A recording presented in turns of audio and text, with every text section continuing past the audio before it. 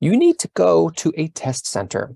There's probably test centers in Yerevan that you would actually physically go to. Even though this is on your own laptop or your own tablet, you cannot take this test at home. There will be a proctor, somebody watching you. You'll be in a classroom. You'll be spaced apart in desks, very much like it was in the past. And you are going to continue to have free practice. Has anyone ever gone to Khan Academy? Khan Academy is our official our official partner, and it is the best place to go to get really specific focused practice for the SAT. And they have all of the information. They've started putting out new study materials for the digital SAT. So that's the best place to go. And then on this Blue Book app that I'm going to tell you about later, you can take full-length practice tests. So in preparation for all of this, I took the SAT again after 25 years. And I got the exact same score as I did back then. So I didn't really learn much in college or in graduate school. But I was able to take this test on the Blue Book app, and it felt exactly like it's going to be for you guys when you actually sit for the test. Lastly, there's going to be the same kind of scholarships. There was scholarships for merit on the SAT. Those are all going to continue to be the same because it's in many ways still the same test. And we're going to support all students. So if you need a laptop, we can help you get one. And if you need accommodations, so if you need time and a half, if you need to have larger text, if you need to have the instructions read to you, all of those accommodations are going to be the same. So that's what's the same. What is changing with this new test? So the first thing, we're going to offer it 7 times in 2023 and going forward internationally. So this is 2 more times that you can take the test in the year. So if you miss it one time, you'll have another chance to take it very, very soon. This is more like it is in the United States. So that's great. Like I mentioned, it's going to be on a laptop or a tablet, which is very new. It changes many, many things with the test, how it feels, how much time it takes, et cetera, et cetera. In terms of how much time it takes, the test used to take 3 hours. It would be a whole morning. It'd be very grueling. It's now only going to be about 2 hours. So we've shrunk the test about 50% of the time, which is fantastic because even though the test isn't any easier, it's just going to be less stressful because it's just less time that you're actually sitting there with a clock ticking down, answering a bunch of questions on speed fire. Calculators are going to be allowed the whole test. So there used to be a section that was, you had to put your calculators away. You could take your calculators, take them out. It's going to be allowed in the whole time. But if you want, you can use paper and pencil to take notes, write formulas, do equations like that as well, just like you did on the old test. And there's also going to be a calculator built into the Blue Book app that you can use. So you don't need to bring in a calculator if you don't want to. Relevant information. So remember this for relevant information. I'm going to skip relevant information. I'm going to talk about more secure and flexible. So everybody is going to get their own version of the test. The order that the questions come in is switched. And then there's actually 2 different modules that you take of the test, which means everyone's going to get a unique test. So if you're sitting in the exam center and you don't know the answer to problem 5, shouldn't look at anyone to your left or anyone to your right because they're going to have a different problem 5 than you are. And lastly, and that was the last thing. So now let's move on for feedback. So we have spent a lot of time talking to everybody that we possibly can, students, counselors, teachers, colleges, assessment leaders, test coordinators. We want to know what they think. We want to make sure that this test is good and that people like the experience before we actually roll it out to the rest of the world. And the good news is we've gotten very positive feedback. People just on the whole feel less stressed out. Students feel less stressed out and test coordinators feel less stressed out. And one of the reasons for that is because the test doesn't have to be shipped anywhere anymore. It can just be downloaded onto your computer when you come to the test center, and students feel less stressed out because the test is shorter. So we've spoken to lots and lots of students. We had 30,000 students in 75 countries take the digital SAT to practice it. And the overwhelming majority are really happy with how the test is. So 95% of the students that we spoke to said they were comfortable teaching on their own device, and 88% of them thought the experience was excellent or good. I've gone and I've seen students take the test. They seemed very relaxed. I've taken the test myself, and it was pretty relaxed too. I felt pretty good about it. So hopefully you will too. If anything, it should be a less stressful experience than the SAT used to be. But you don't have to take my word for it. Let's actually listen to some students talk about what it was like to take the digital SAT pilot. Please let me know if you can't hear that. Can you hear it okay? The digital SAT was a great experience. Everything from downloading the app to setting up our devices to actually give the SAT went really smoothly. I thought that I was a lot less stressed, mainly because the test was shorter. My experience with the digital SAT was that it was super easy to take and it was very convenient, and I was definitely less stressed out. I would definitely recommend it because it took away a lot of the pressure. It was easy to set up, easy to log in. The instructions were really clear. I was actually very impressed by this test. I was very impressed how clean the program was. The first thing I noticed was the software itself was seamless. I have not taken a better digital test. That's because there was no buffering between the questions.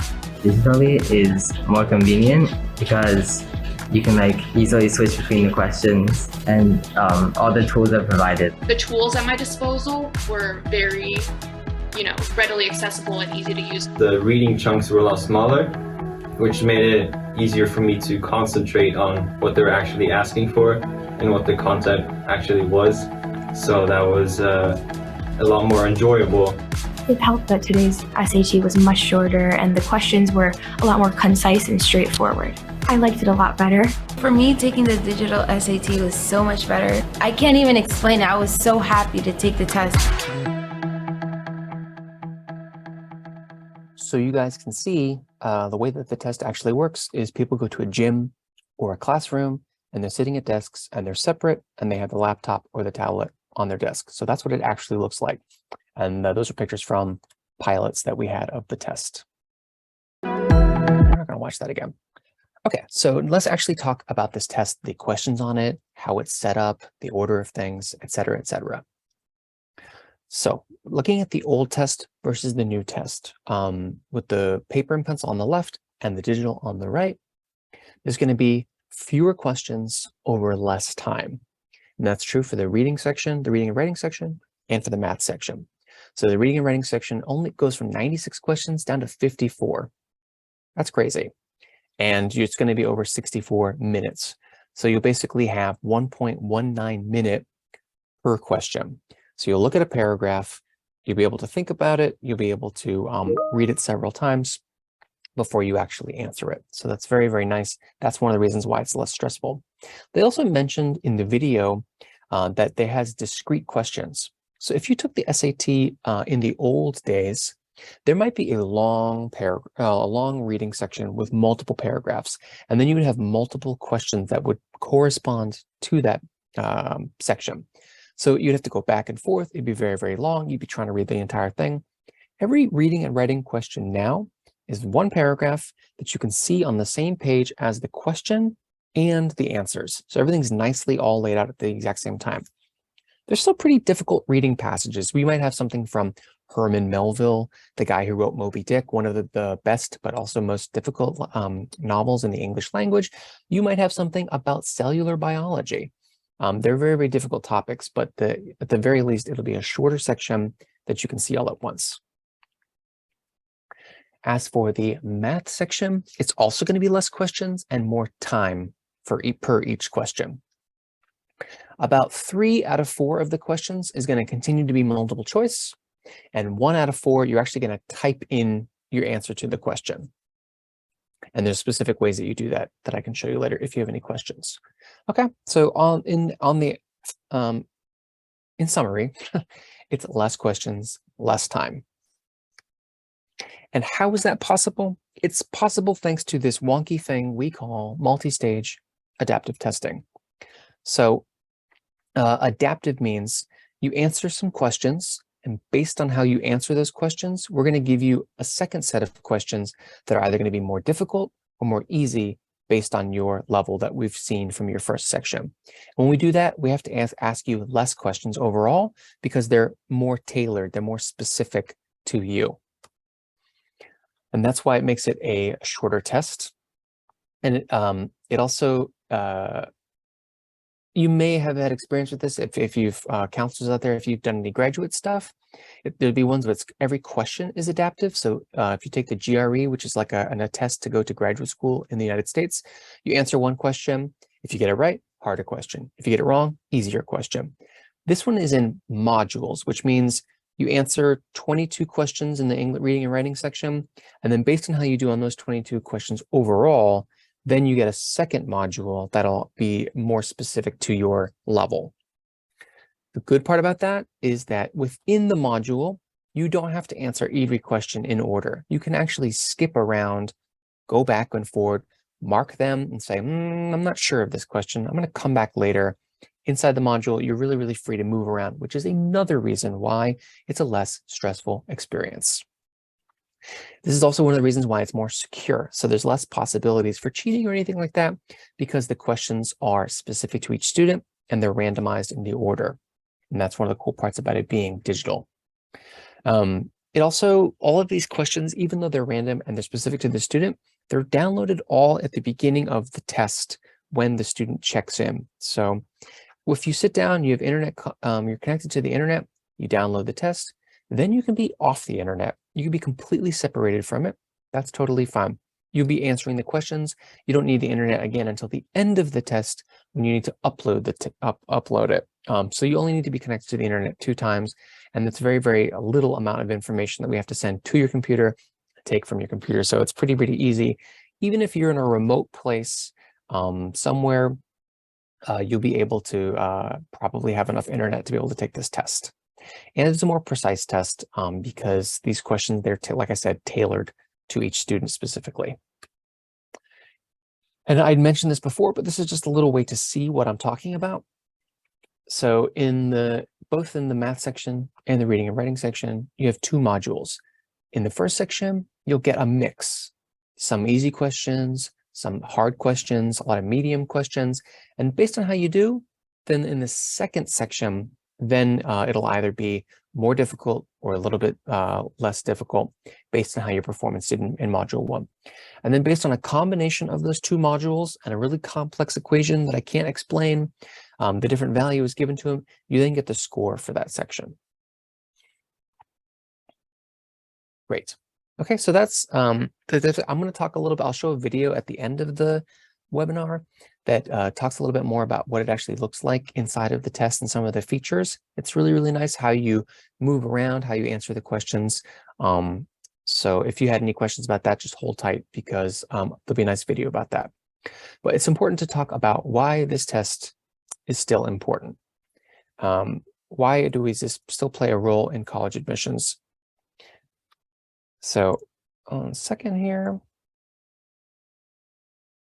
So the short answer is that we want this to be part of a college admissions process and for it to be a lower stakes test. We want this test to be something that you can show to universities that either confirms, says, yes, this student did really well in high school, or actually exceeds, oh, actually, this student is more ready for college than we even could tell based on what she submitted in her application. So 80% of students want to be able to submit an SAT score because it either confirms or exceeds what they have on the rest of their application. And, you know, students can take the test. If they do well on it, they can submit their grades. If they don't do well on it and they don't think that it actually is a positive reflection on them as a student, they don't have to submit it. So it's a great option for you. And when we look at how admissions work in the United States, you can see where the SAT actually fits in. So when you apply to a university in the United States, you're trying to paint a picture of yourself to them that has a lot of different colors to it. So you've got, for example, the actual like grades, points, the numbers that go into you as a student. What were your grades in school? What were your test scores like the SAT? What is your English proficiency level? So what is your TOEFL score, for example? And what is your class rank? Were you the first highest scoring person in your class? Were you the valedictorian, et cetera, et cetera? So that's the academic accomplishment piece of the puzzle.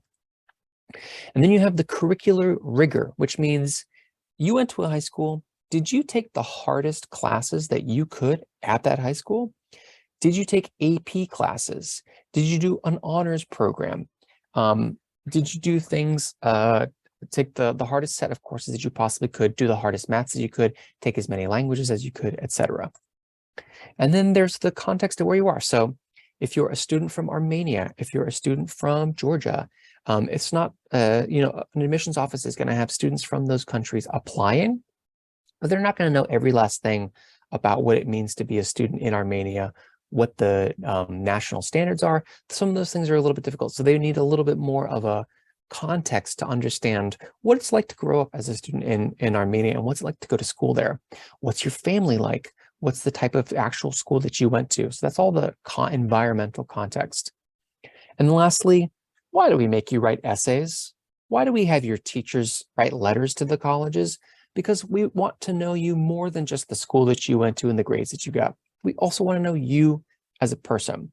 And that's the letters that you write, that's your extracurricular activities, the things that you're actually interested in. Sometimes we even have somebody interview you.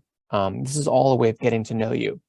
So we at the College Board, the people who make the SAT, we like this system. We want to have students be able to present as complex a picture of themselves, as many colors in this portrait as possible. And we want the SAT to be one part of it. Okay, so this is something, it's a good solid number. An SAT score means the same thing around the world. If someone at a college in Florida hasn't heard of your small high school in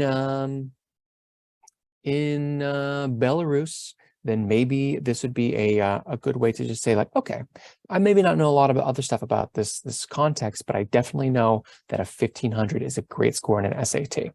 So that's kind of the role that the SAT can play. Great, thank you for that.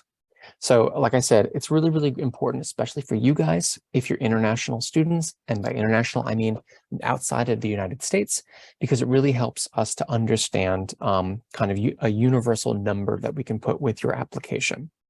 And it's also really good for international students because 90% of them had scores that either confirm or exceed what they did in high school.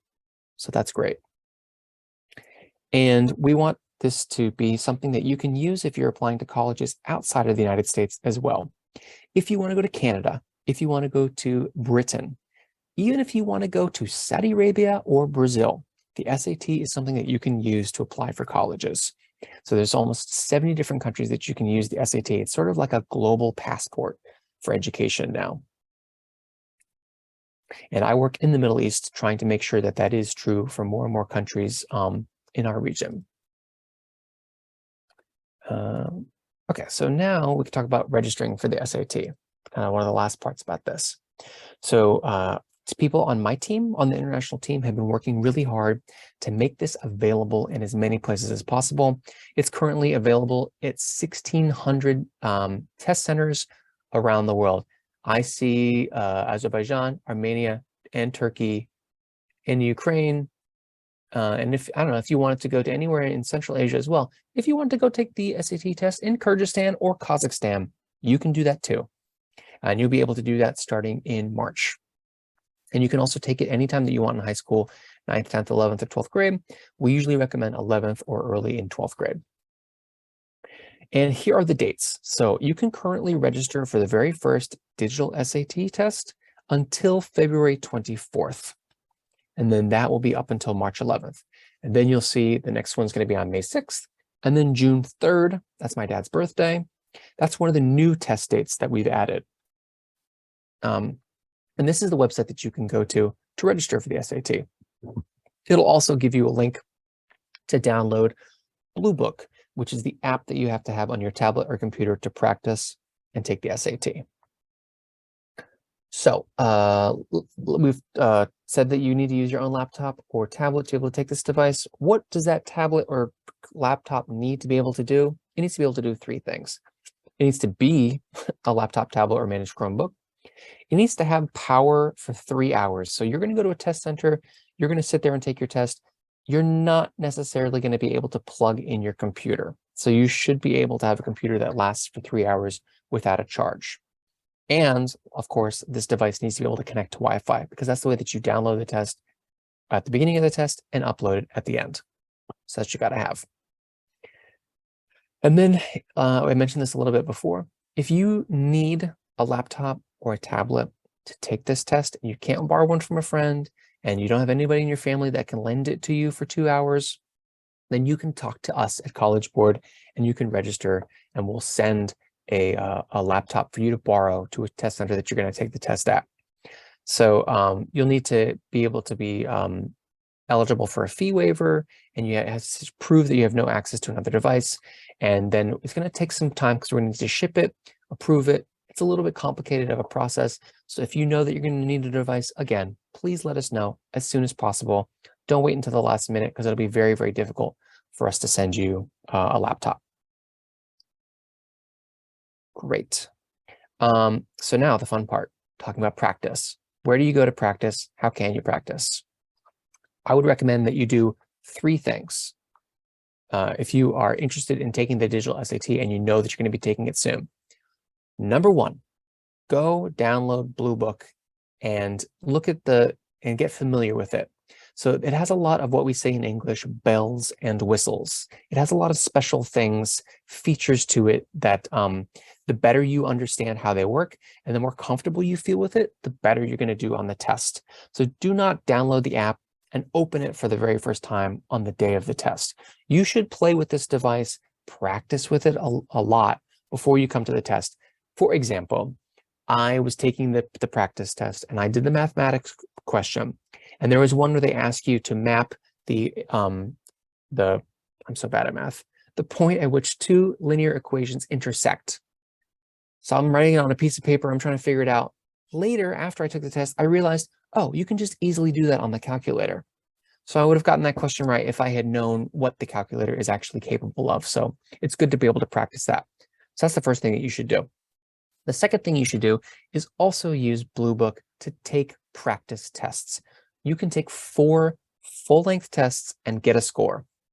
If you've never taken an SAT practice test before, or you've never taken the PSAT, and you say, I want to go to Georgetown University in Washington, D.C.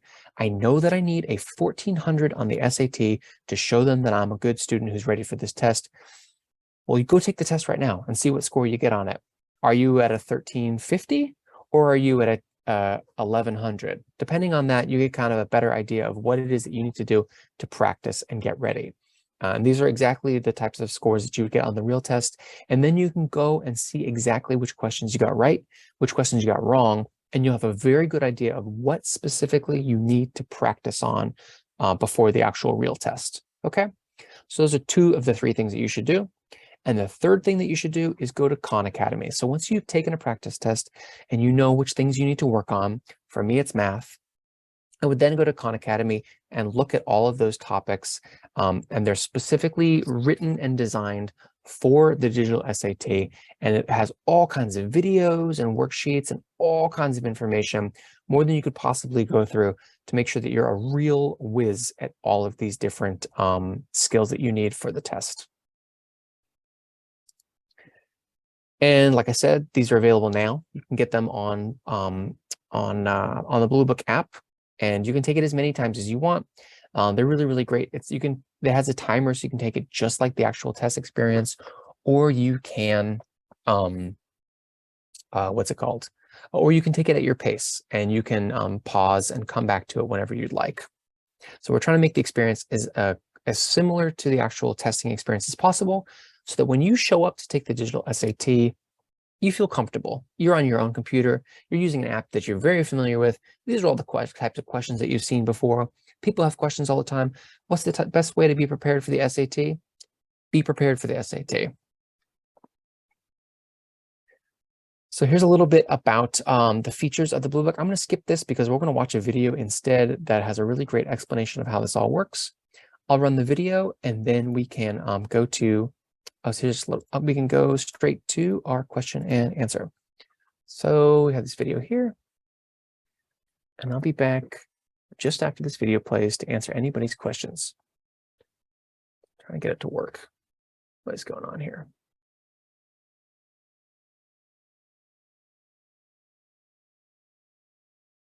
Sorry, everybody, 1 second.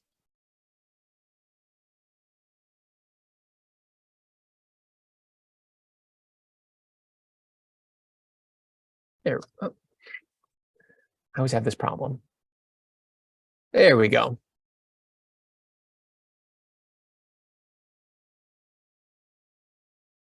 Matthew, we didn't see anything, and perhaps your screen is not shared. If you start the video. Sorry, can everybody see this? No, we don't see anything. Aha, I'm glad I stopped myself then. All right, 1 second. We'll get this right this time. Okay. Okay, now you can see it? Now we can see it. All right, let's start from the beginning then. Get ready for the digital SAT. And 4th time's a charm.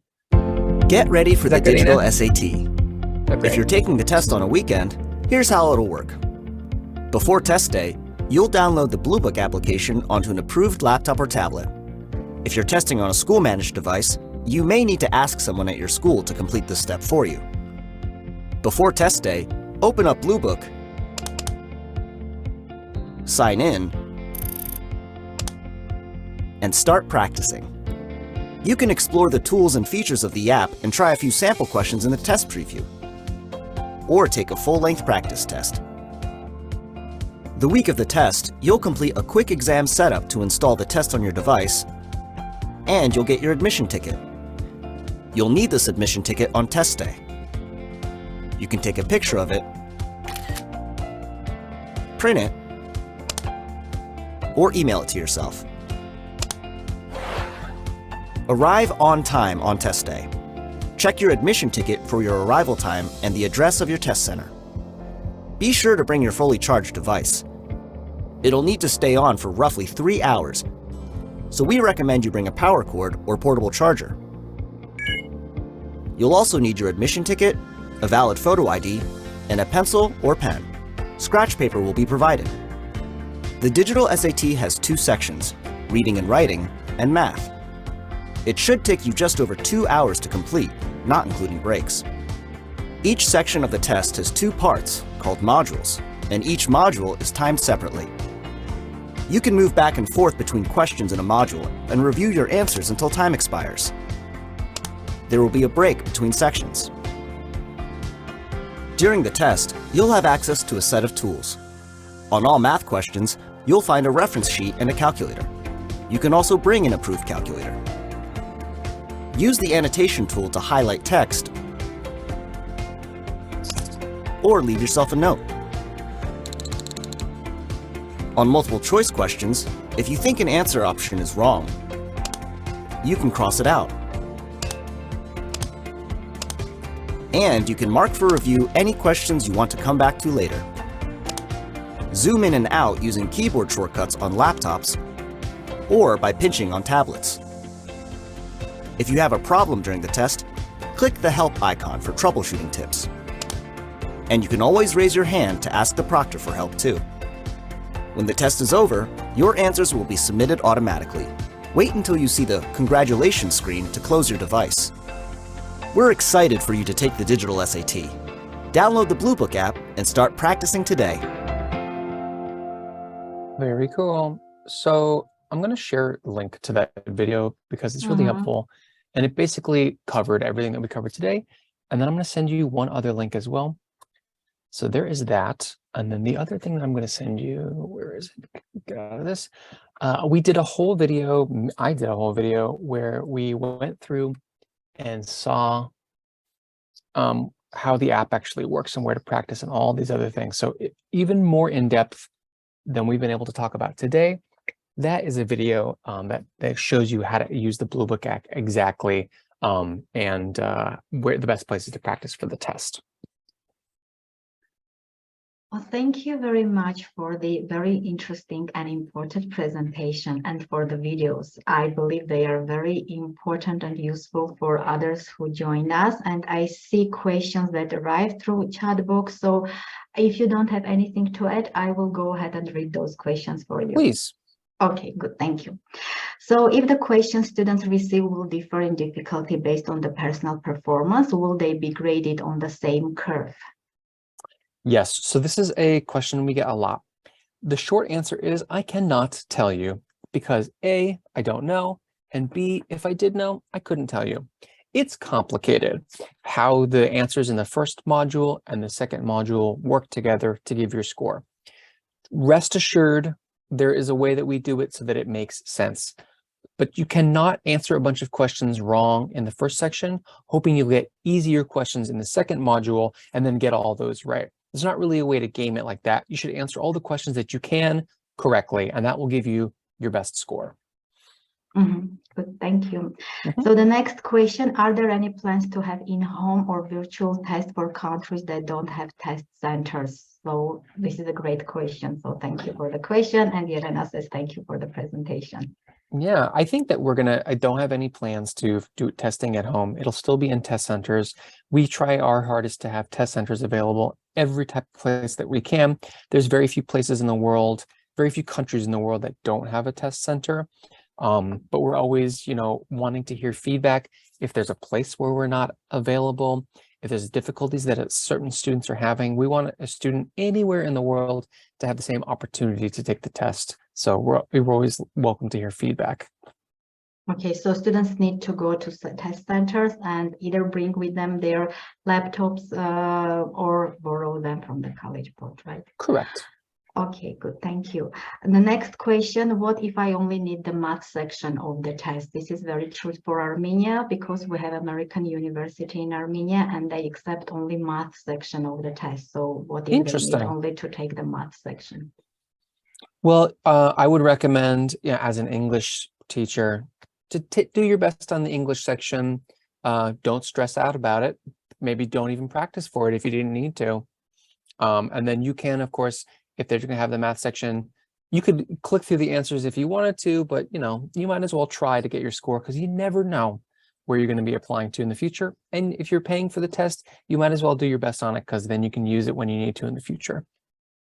Great, thank you. Another question about being paid or free of charge of the Blue Book and other test preparation materials. The Blue Book is free to download. The practice tests are free. Learning and familiarizing yourself with the app is free, and Khan Academy is free. Okay, thank you very much. The next question, maybe I will add, just using the part of the moderator. So the College Board will offer only online version or the digital version of the SAT, right, from 2023? Or correct. Correct. If you are anywhere international, you will only be able to take the digital version of the test starting in March. And then you will not be able to take the paper and pencil test anywhere in the world starting in spring of 2024. I see. So the United States will join the rest of the world next year. Okay, so the international students from spring this year, United States from next year. Correct. Okay, good. So since I know that we have many advisors also joined us, and me and myself also purchased a lot of SAT books for test preparation, do you think they are still useful or the only option that students to prepare for the SAT is the Blue Book? I would definitely check and see, if you don't want to be studying for a math concept that isn't going to be on the test. So it's always good to see what the types of things. If you go to the Khan Academy website now, and we have time, I can even show you right now, Khan Academy SAT. Share my screen again. You can see very clearly. Can you please share your screen? Yeah, I'm sharing right here. So if you go to Khan Academy and see the official SAT practice, one of the great parts about it is that it'll show you exactly, it'll show you exactly which topics are on the test. So if you want to use your own book or you have your own materials, and a lot of people, the way that they learn is an actual physical book. They like to be able to piece through it. So it's just important that you know that you're studying for the right thing. So you can do a quiz here to test your level, and then you can also go here and you can see exactly which topics are available on the SAT. So algebra, problem solving, advanced math, geometry and trigonometry. So you've done geometry and trigonometry at your high school. Okay. Have you done areas and volumes? Have you done right triangles? Have you done? So here's every single thing in geometry or trigonometry that we may ask you on the digital SAT. So as long as you know that it's something that you need to practice for and that you know that it's a skill you need to work on, you can use any other resource that you'd like. Okay, good. Thank you. So when scores will arrive? So scores should arrive in just a few, it'll be much, much shorter. I believe it'll be just a few weeks. So you might, sometimes students would have to wait up to a month or maybe even longer than a month now. It should just be a week or two until scores get released, because things are much quicker because they're automatically sent to us at College Board as soon as the test is over. Okay, good. There is a question about SAT subject test. Will it be offered or it will not anymore? The SAT 2 subject tests are no longer. If you want to apply to a university and you want to show your knowledge in a specific area, you should take an AP test. Okay, thank you. There is a question about how they can get computer if they don't have one. So you answered this question, and there is also video, and we would recommend them to go back and watch the recording, right? Yep.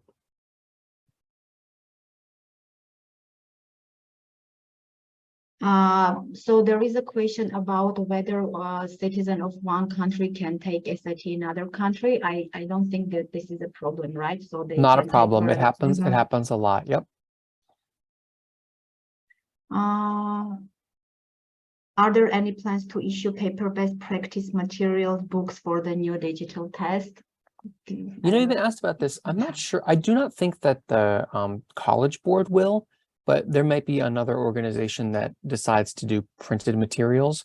But I will say, you know, even though sometimes students might find they prefer to use paper and pencil to practice, I still really recommend that they at some point use the computer app and use Blue Book to practice, because when the real test is going to be on the computer, there should be some familiarity with how the actual computer works and what are the functions or the advantages of doing it on the computer so that they're familiar with it. Okay, good. Thank you. Is digital SAT test result acceptable in every university? I think so, but I would give you. Yeah, there's many hundreds of universities that do it. It's almost every single university in the United States does it. It's very, very popular in the United States. Obviously, that's where the test started. It's available in many other countries as well, but not every country and not every university. Sometimes it's required, sometimes it's recommended, sometimes it's optional. So you kind of have to do your research, but we have a, we have information on the website about which universities accept it and things like that. So it's just important that you kind of have an idea of where you want to go before you start taking the test. Thank you. Is super score still possible? I know you spoke about it, but very briefly maybe. Yep. So if you have a score on the English reading and writing section that you took this fall and you really like it, but you need to get a better math score, you can take the digital SAT score, digital SAT test, get the good math score, and then put those two scores together. Thank you. So there is a question I wanted to ask about Blue Book. I actually around a month ago wanted to practice on Blue Book and couldn't install this app on several of my laptop. So what I can do with this, maybe some features are missing in my laptop. So this is a good question. That could be, yeah. There are certain requirements of the type of laptop that it would be. You can always go, they have on the website, a list of the different laptops that are allowed to use it.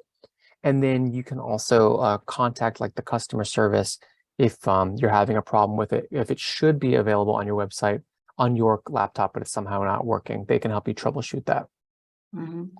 Another question, again, technical related, how personal laptops are checked by proctors? What are the features that proctors check?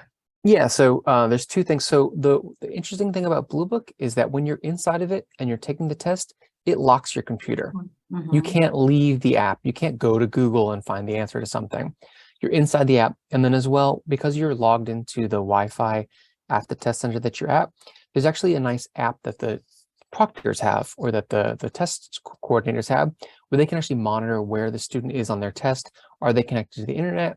Are they having any problems? It's this thing called the test day toolkit. So there's physically, they can see the test. Physically, you can't leave the test. And then they also have digitally a way to kind of monitor the progress of students. Okay, thank you. I see that we have many repeating questions. So guys, if I don't read your question, this means that somebody has already asked it. So please either watch the recording later on or maybe use the links that have been provided. Another question about how long digital SAT scores will be valid. Again, the same that used to be, or The same. can you validate? The same. Okay, 5 years, right? Mhm. Okay, good. So I don't think we have any new questions. So guys, if you have one, you can also unmute yourself and ask, but if the question is not repeating, because we have a few minutes before the end of the session. And in the meantime, I will check our Facebook page to make sure that we don't have any questions there. So we don't.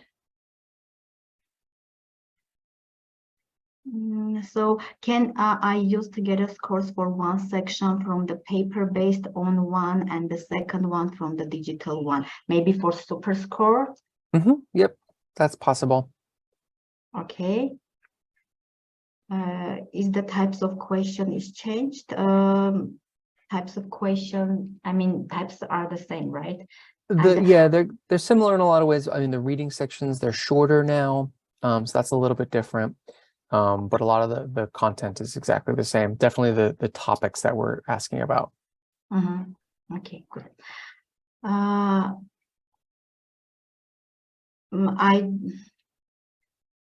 There is a question about AP courses, so I'm not sure how. Yeah. So that's totally fun. So you can take AP courses internationally. We also offer AP courses all over the world.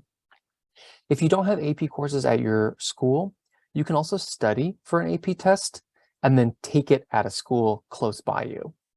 So like, for example, if you went to school in Yerevan, but you didn't have an AP program in your school, there's a school in Yerevan that runs AP tests at the end of the year, and you could apply to take the test there. Thank you. Another question, I'm wondering if US selective schools will require the SAT again after a long period of test optional policy due to pandemic. Do you have any information? Yeah, so it's really, again, it's really depends per school. So like a school like MIT, the Massachusetts Institute of Technology, is now requiring it again. Some universities have decided that they're not going to do it again. So it's very much many different universities are deciding different things. And what we want is for it to just be part of like I showed you before, part of the admissions process and a lower stakes test in an environment where students have options to show their best foot, put their best foot forward. So we have a question about the AP exam, which is not very popular, I think, in our countries. Maybe if you can briefly give an information what the AP exam are. Sure. Yeah, totally. So if you're not familiar, AP is basically a course that you would take in high school, but the level of the course is a college level course. So it's an opportunity to show that you, for example, if you are really good at biology, you know that you want to be a doctor.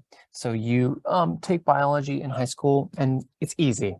So you take another course called AP Biology, and it's basically what you would learn at your freshman year or your first year in the university. You study this course. It's a more advanced course than a high school level. And then you can take an exam at the end of the year called an AP exam. You get a score of 1 to 5. Usually, if you get a score of a 3 to a 5, that's a signal to a university that, okay, this student, when they get here to this university, they don't need to take biology 101. They already understand this. And you can either use this to help you get into a university. Most students now in the United States, if they're applying to a selective school, they're submitting AP scores. It's definitely very, very common. Or you can be showing your AP scores in order to get credit for courses and no longer have to take them. Me, for example, when I went to university in the United States, I got 1 semester of college free because I got credit for 5 different AP courses that I had taken. And so I didn't need to take them again. So I immediately got to start taking classes that I thought were more interesting and higher level because I'd already done a lot of the basic foundational work in high school. Okay, thank you very much, because it's very clear, I think, now for everyone. And I think we get the last question about the cost, whether it has been changed or the same cost for the SATs. It's actually very, very similar. And people are like, but it's not a paper anymore. I don't understand. You know, the hardest part and the most expensive part about making a test is writing the test. We have real experts who make a very, very intelligent test. And every single question is unique. They change all the time. A lot of work goes into it. So it's still a similar cost that it was before. It depends on the country that you are in the region of the world. So you want to look at our website and see exactly what the price would be, because it's just different in different regions. I think this is it. Thank you very much, Matthew. Thank you for being Thank you for having me. for our students. I know this is very hot topic for all of us, for advisors and for the students. Now I think that we are well prepared with the information, at least. Thank you very much. So I will share the links that you provided, and then the recording also will be provided to those who registered for the session. And I wish you to have a good rest of the day. Thanks for joining. Thank you, everybody, for coming. Thank you for your questions. Bye. Bye.